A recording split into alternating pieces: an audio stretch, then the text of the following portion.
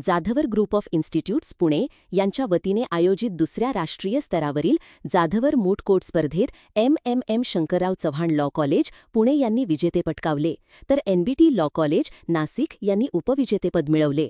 रवींद्रनाथ टागोर विद्यापीठ भोपाळ यांना सर्वोत्कृष्ट मेमोरियलचा पुरस्कार मिळाला.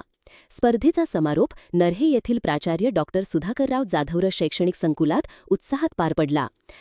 शार्दूलराव सुधाकरराव जाधवर लॉ कॉलेज आणि जाधवर लॉ कॉलेज यांच्या सहकार्याने आयोजित या स्पर्धेच्या समारोप समारंभाला सर्वोच्च न्यायालयाचे न्यायमूर्ती उज्ज्वल भुयाण प्रमुख पाहुणे, तर मुंबई उच्च न्यायालयाचे न्यायमूर्ती श्रीराम मोडक, पुणे येथील प्रधान जिल्हा व सत्र न्यायाधीश महेंद्र के महाजन, कौटुंबिक न्यायालयाचे प्रधान न्यायाधीश श्याम नागनाथराव रुक्मे, सावित्रीबाई फुले पुणे विद्यापीठाचे प्रकुलगुरू डॉ. पराग काळकर, संस्थेचे अध्यक्ष प्राचार्य डॉ. सुधाकर जाधवर, उपाध्यक्ष शार्दूल जाधव आदी उपस्थित होते.